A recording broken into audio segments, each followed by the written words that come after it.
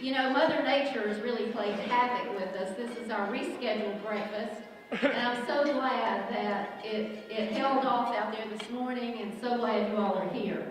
I'm just going to admit what happened to me a few minutes ago. I made a flying entrance.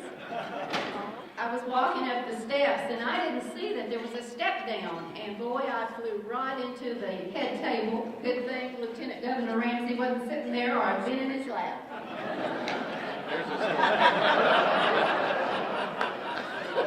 But anyway, Cindy, I'm kidding, okay? Anyway, I thank you all for being here today. We've got a great crowd. Again, we've got a great panel up here. We're so fortunate to have such a distinguished group of legislators. We want to thank our sponsors who are sitting behind me, and thank goodness they're up on the podium and not down. I'd like to recognize Isaac Webb with Appalachian Power, Alan Hill with AT&T, Roger Smith with Dontar, David Golden with Eastman Chemical Company, Troy Clark with Health South Rehabilitation Hospital, Marvin Eichhorn with Mountain States, Bob Harshbarger with Premier Pharmacy, and Bart Hogue with Wellmont Health Systems. Please give our Kingsport Government Relations and Big Chambers.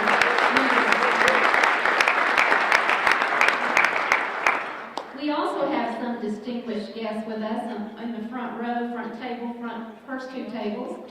Lana Moore, the Dean of the delegation from Senator Alexander's office. Jill Salyers with United States Senator Bob Corker's office. And my best two buds from Congressman Rowe's office, John A. Teague and Bill Darden.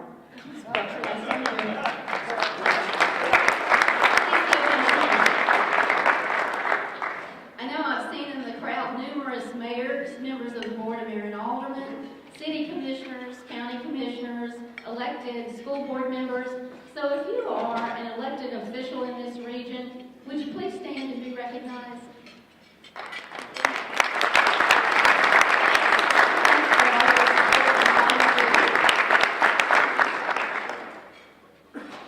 I'd like to ask now Jim Maxwell, who's the chairman of the Bristol Chamber of Commerce, to come to the podium to give the invocation. And following Mr. Maxwell, Joe Carr, who's the chairman of the Johnson City Chamber, will give the Pledge of Allegiance to the flag.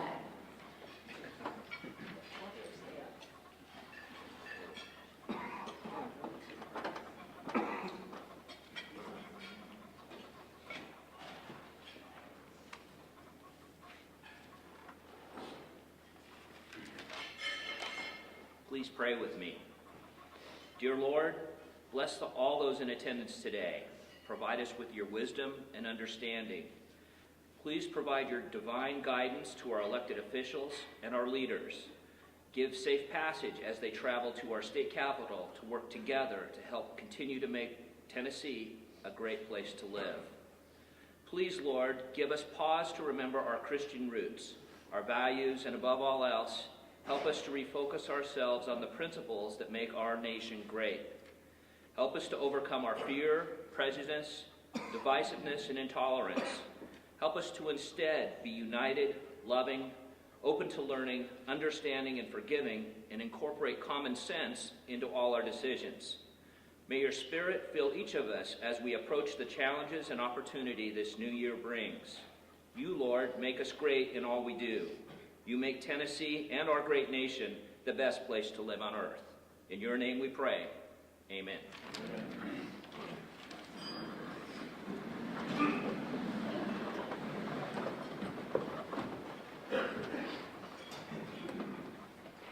If we would, let's salute our flag. I pledge allegiance to the flag of the United States of America and to the republic for which it stands, one nation, under God, indivisible, with liberty and justice for all. Thank you, gentlemen. Please be seated. Please continue to eat your breakfast and drink a second cup of coffee. We're really excited about our panel and learning from them today, knowing what's going on down in Nashville at Tennessee General Assembly. and I caught him taking a bite. Before we hear from our legislators, we want to recognize a friend who was just up here last year, Mike Harrison. Woo! And Mike is going to come to the podium. He was just taking his bite there, I got him. But Mike's my neighbor. He's been a great friend to this chamber and to the Hawkins County Chamber. He was chairman. I'd rather have Reggie, okay? You know I had to do that. He was chairman of the House Finance Ways and Means Subcommittee, affectionately known as the Black Hole. He was also on the House Health Committee, and he was on the Pension Insurance Committees. Mike has really done a lot for our region, our state, and this community. We're so proud of him as he goes in his new job as Executive Director of the Tennessee County Mayors Association. So on behalf of the Kingsport Chamber, we'd like to recognize Mike and thank him for everything he's done with this small token. That's a big total. What? I think I've lost your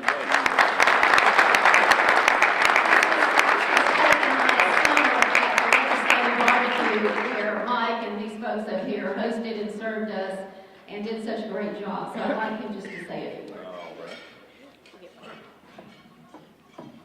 It's like I'm being down. Pick it up. Oh, there we go. Miles said I had less than 30 minutes. I'll try to do that. But thank you all for this nice award. Enjoyed the time. Last 3 years representing Kingsport. Of course, I've been in the House for 13 years. Have people all the time ask me if I'm missing it. And Governor Ramsey and I were talking earlier. Hadn't missed it yet, but I'm sure here in about 6 weeks I'm going to miss it a lot. That when you get down to the end, being the chairman of the budget sub, getting to work with the Senate, I'm coming up with what I feel like is a good budget every year. Enjoyed working with all these guys. I have to be careful what I say. I'm time out for a year, so I can't do anything that would look like I'm lobbying either one of them. You've got a fine group of legislators. Y'all keep that in mind next year. Again, thank you, and if I can ever be of help to any of you, let me know.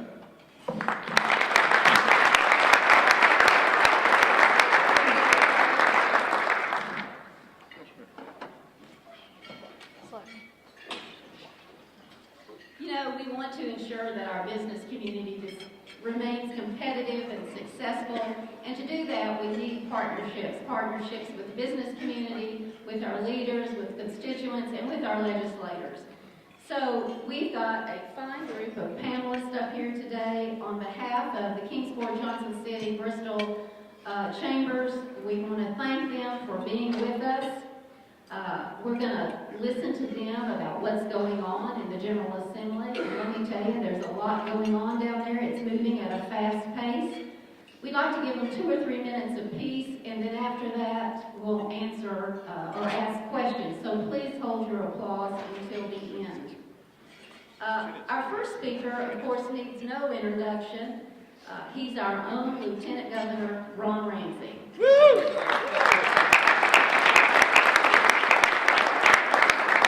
Thank you, and I think you hear me from here. I want to hold that up. I always tell you, Reggie did very well there. Most of the time they'll say, and our speaker needs no introduction, and 30 minutes later they sit down after they give me about a 30-minute introduction. So it is good just to say, here's Ron. That's because it is good to be here in Kingsport where you say, here's Ron. Well, we are in session now, going full blast. We started, of course, the second Tuesday of January. We're working through this is the second year of a 2-year term, so we could hit the ground running from bills that were left over from last year. And in the Senate, we have hit the ground running, already passed dozens of bills already. A week ago on Monday, 2 weeks ago now, maybe the first Monday in February, the governor gave his State of the State address.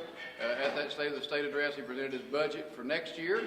And we'll be working on that between now and somewhere in the end of April before we adjourn. And obviously, as most of you have seen in the newspaper, we do have more money than we were expecting. And that is because we have people like Mike Harrison when he was there, and we'd sit down those last few weeks of the session going over the budget, getting it finalized, and we don't spend money we don't have. And we simply have more money because we were frugal last year, and use a low growth rate. For our county commissioners sitting back at this table, they understand all this, or any city councilman, that for next year's budget that begins July 1st, you estimate the amount of revenue, percentage growth coming in, and we held it at the low end because we've kind of been burnt a year or two. Well, it ends up being not only on the high end of growth, but even a little above that, so we have a little extra money.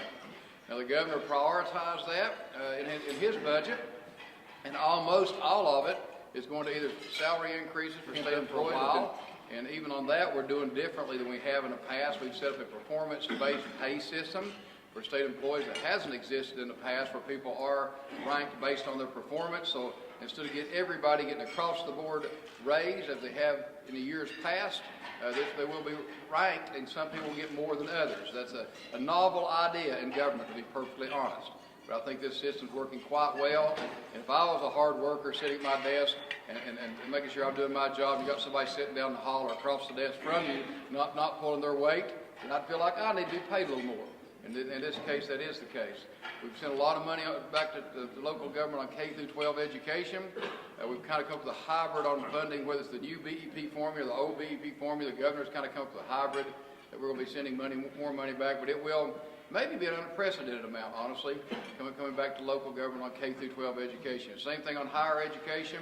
We're making about a $390 million investment in higher ed this year. When things turn down, as they did in 9, 10, and 11, usually the first people to take the hit is higher ed. But I think the commitment that the governor's put forward on higher ed, we are second to none in the nation right now.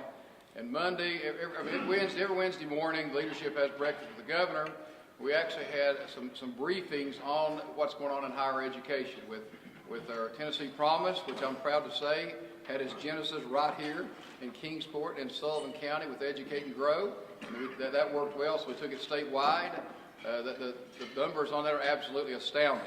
In Northeast State, enrollment is up, all the two-year schools are up, all the TCATs are up, and up tremendously. We've got to make sure we fund those very well, too. And even the four-year schools are up. And so then we got the Tennessee Reconnect. You may have seen some of the advertisements on television to get to the governor's drive to 55. That is, by the year 2025, to have 55% of Tennessee's population have some kind of degree or certificate.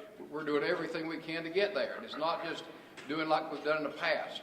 And one of those tools that we're using is the Tennessee Reconnect to remind people that you've gone to school 1 year, you've gone to school 2 years, and you may be just like a few hours graduating, or maybe you were heading toward a 4-year degree, and right now you'd qualify for a 2-year degree. We're finding quite a bit of that out there right now, so we're reconnecting to those adults to get them back in to finish up their programs.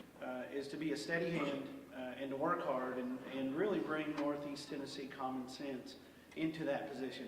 And it's needed, and it was needed. And so there's a lot of responsibility with it. Somebody asked me, do you get paid extra? The answer is no, but there's a tremendous amount of work associated with it.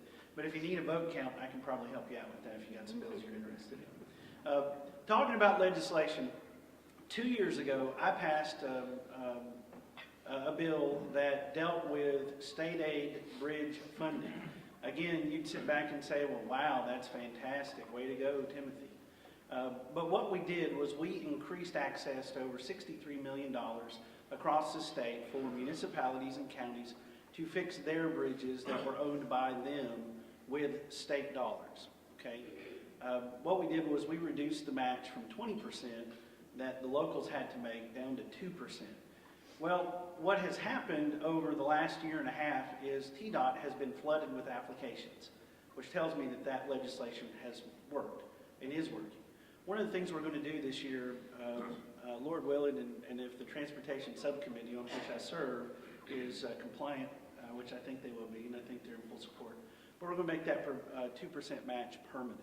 Because the whole point of your tax dollars, your gas tax, and maybe you can talk about the gas tax, but the whole point of that is to get it on the roads and bridges and get things fixed.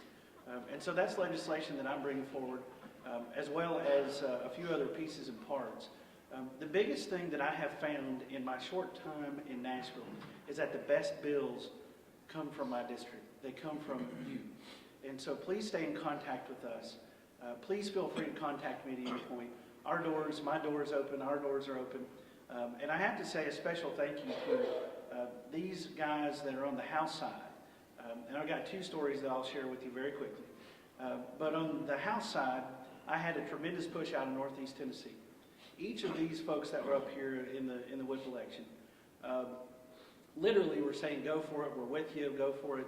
And we want to help any way we can. That was very important.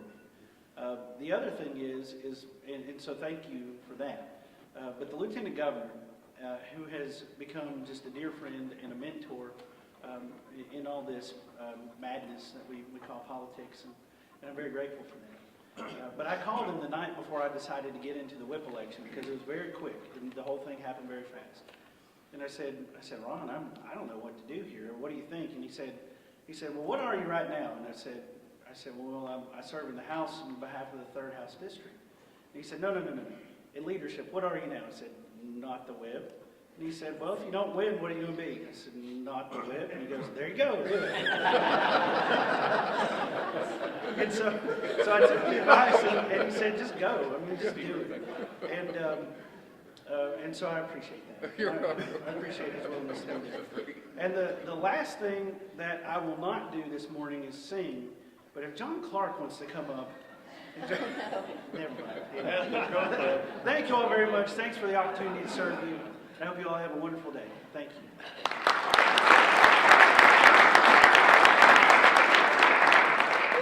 Thank you, Timothy, and we're not going to go into John Clark's singing. I'd like to recognize our next speaker, who really needs no introduction. He's been mentioned several times before, our Representative Bud Holsey from the 2nd District. Let's give him a warm welcome.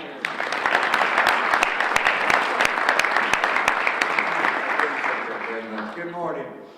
I appreciate you, Bridget. I got to tell you, she knows what she's doing in the position that she works for ETSU. I ran into some brick walls on a couple of issues, and I went to her and I said, "Can you help me, boy?" And I mean, it was 2 days and there was an answer and it was done. And so you're an asset to those folks, and I appreciate what you do. Just don't tell them I fell coming down the stairs. I won't. You're going to have to quit drinking, though, in the morning.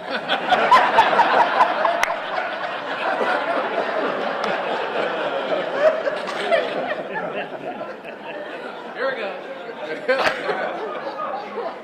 I enjoy working with these guys from this end of the state, and they're very competent people. I'm older than they are, and so by virtue of that, I should know more than they know. And I think I do, I just can't remember it. I have concluded that my transition to senility will probably go quite smoothly. And I'm hoping that because I've seen how successful Dennis Phillips has been.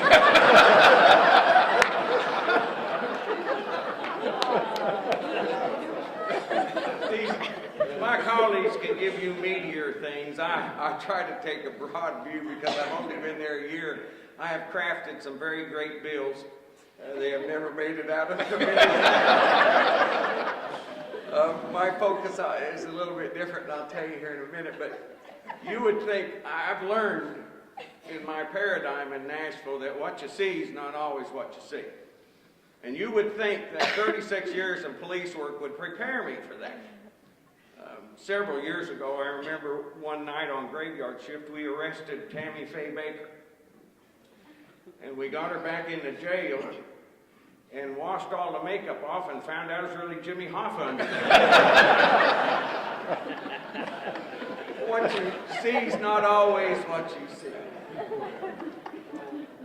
I have had a privilege. It just amazes me sometimes. Just to say what I'm going to say. The night before last, I was at the governor's house for dinner. Well, I've never been able to say that my whole life.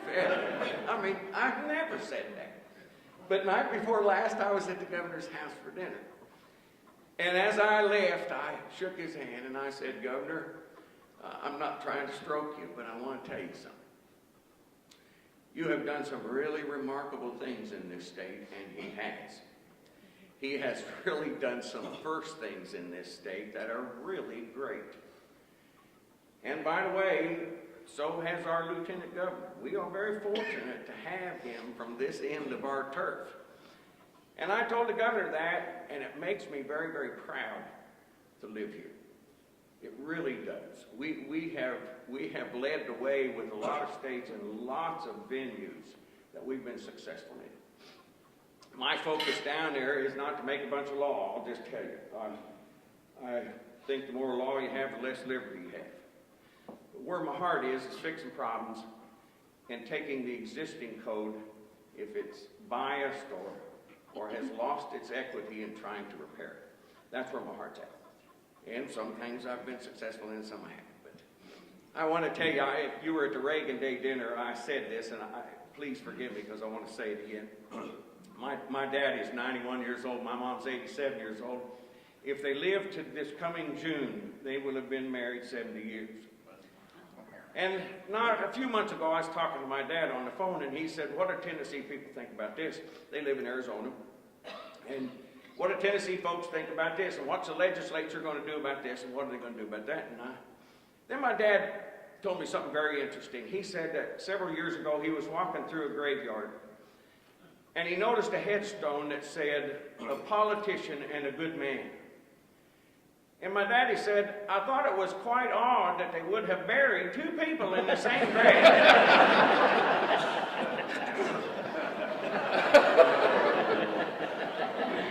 I want you to know, I don't want to be a politician. I don't think any of these other gentlemen do either. I want to be a politician. What I'd like to be is something like Edmund Burke said. Edmund Burke said that all great civilizations rest on two things: the spirit of religion and the spirit of a gentleman.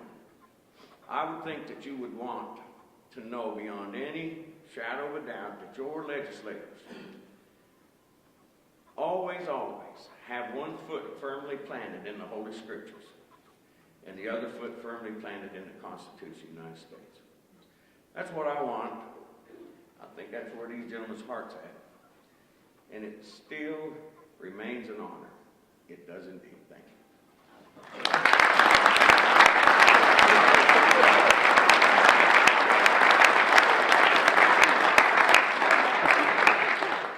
Representative Foley. Now I know why nobody wants to go after me. Our next speaker, not last but least, is Gary Hicks. Gary represents the 9th District, Hawkins and Hancock County, and is replacing, well, he's not replacing Mike, but he is replacing Mike, I guess. Representative Gary Hicks.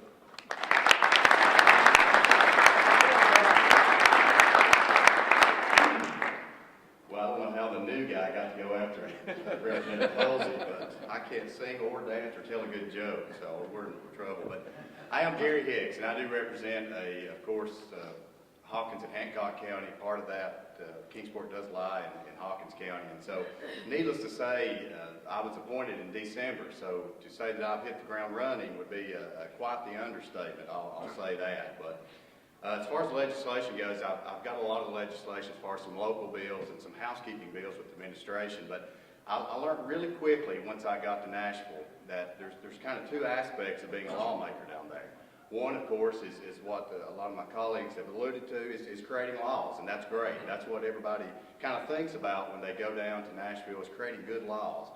But the other thing I realized, that the other side of that real quickly is going to be my job this time, is to kill a lot of crazy things that really make it hard for you guys to do what you do and to be successful. As we look around the room, there's so many success stories, and so I figured that out real quick. So I guess my priorities down there, got set pretty quick. But I've been associated, I've been blessed in the past couple of years through my affiliation with the County Commission to be associated with a lot of partnerships with Hawkins County and Kingsport. And so we've seen the joint venture, and we've seen the Holston Business Development Center, as well as the networks. And we entered into a partnership last year, I guess Hawkins County did, and how successful that's being, and we continue to hear great things coming out of that. And so, but I think it's important that we understand that, as a region as a whole, what's good for Kingsport is good for our region.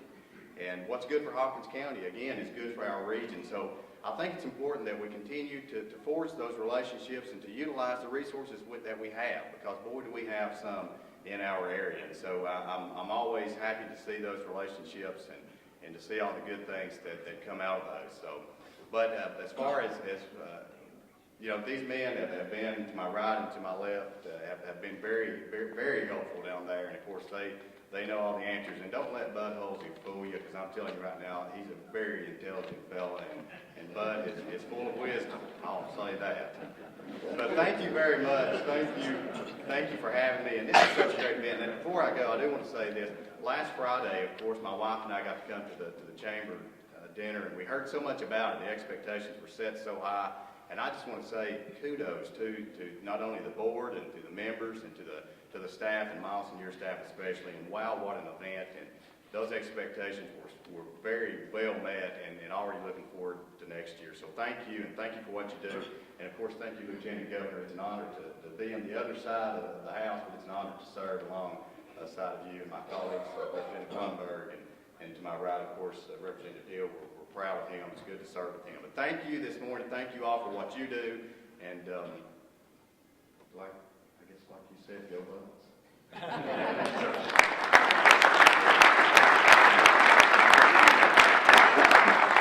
I didn't pay you to say that. Now that we've got this astute panel up here, any questions for the group? This is an opportunity. They can't get away or they'll fall. Any questions? No questions? They explained everything well? All right. Before we close, though, a commitment by Wilmot and Mountain States Health Alliance has been to update the community, the constituents, you, the leaders of the area, about what's going on with the merger. So today, to give us an update of that, we have Bart Hove, who is the CEO and president of Wilmot, and Marvin Eichhorn, who is the COO of Mountain States. So gentlemen, would you like to come forward?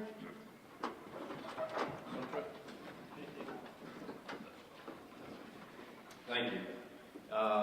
It's my pleasure to be here this morning, and I want to start by just saying thank you to our great legislators that we have. We have one of the best groups in Tennessee to represent our region of the state, and the work that they do is no small task, so I really do appreciate everything that y'all do.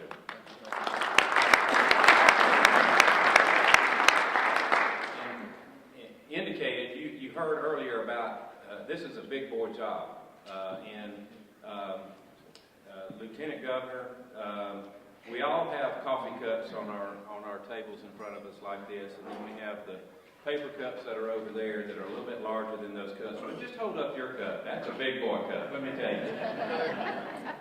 That's my second one, too. There's probably no other region in the state that can have a nighttime comedy hour at 7:30 in the morning, but we really appreciate it. Just to give you a quick update on what's going on within our health systems in Northeast Tennessee and Southwest Virginia. Recently, the President published a preliminary budget for the next 10 years that indicates a reduction of over $450 billion, that's with a B, in healthcare expenditures over the next 10 years.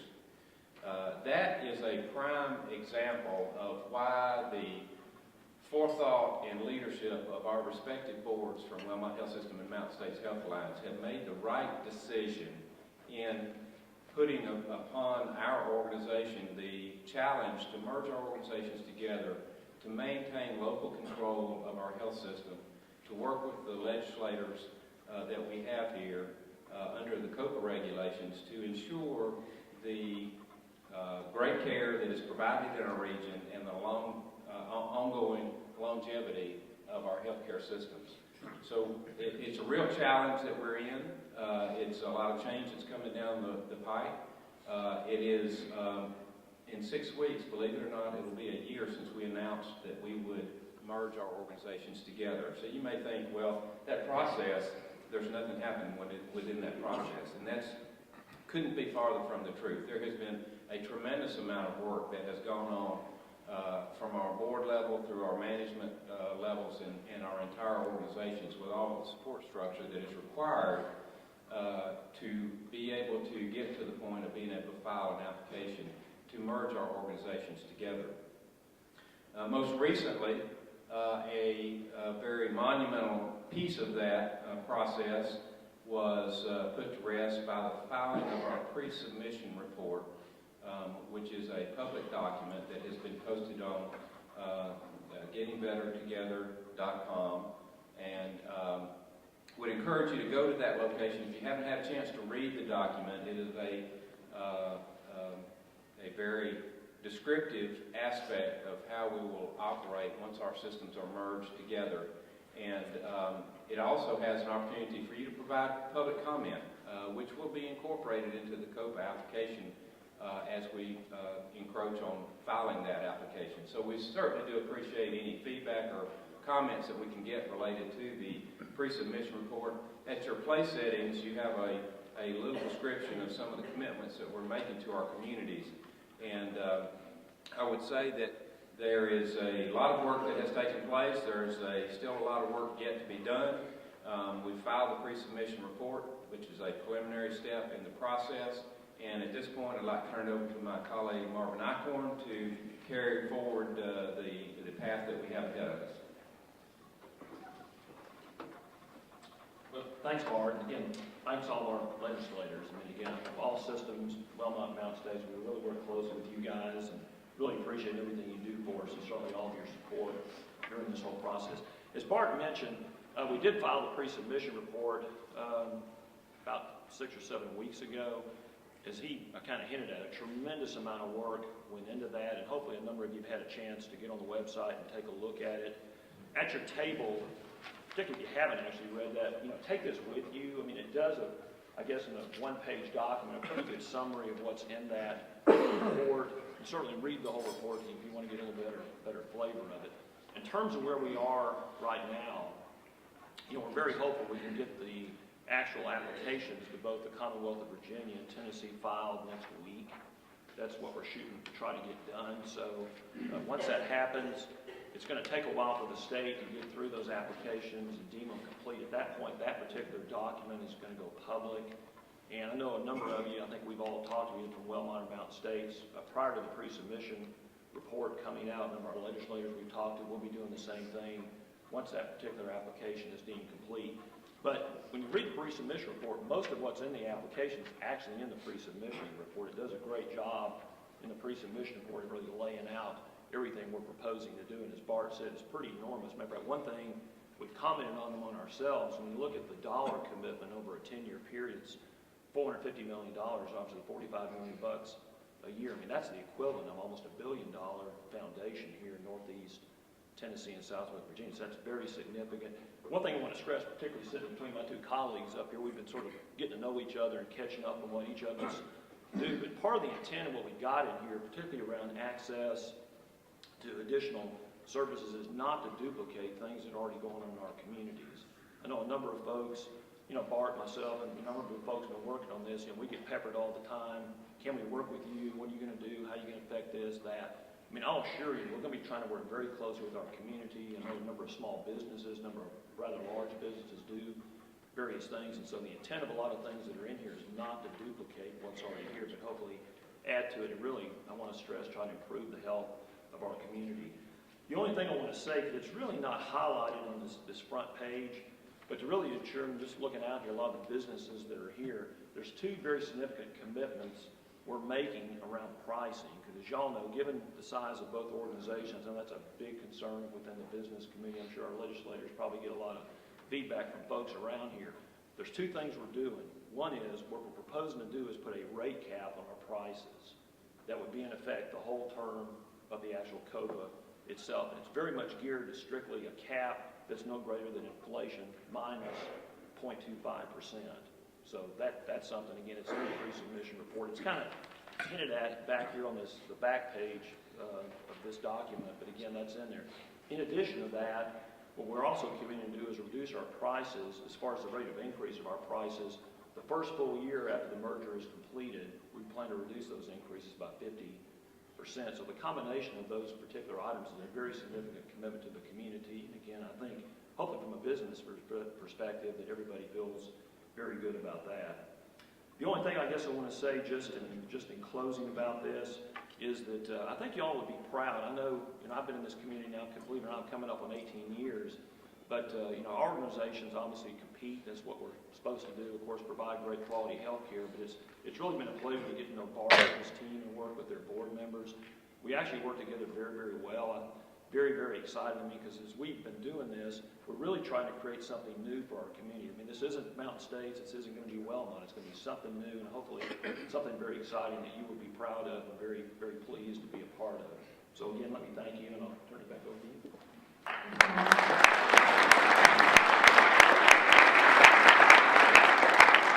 I think it's real important that both systems have committed to updating us, and it's very important for the community and for the leaders here. So thank you both very much.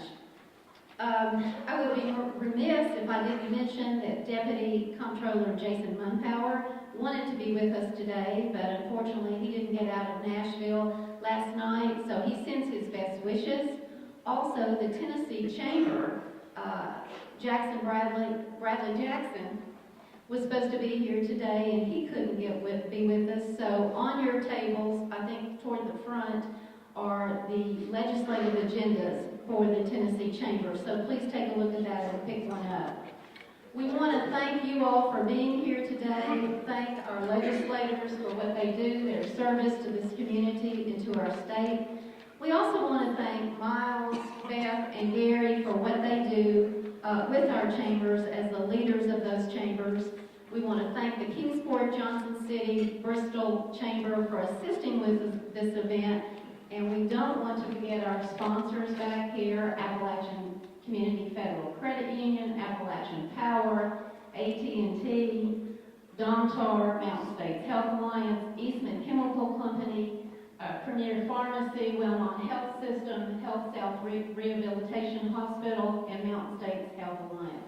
Let's give our sponsors a little round of applause.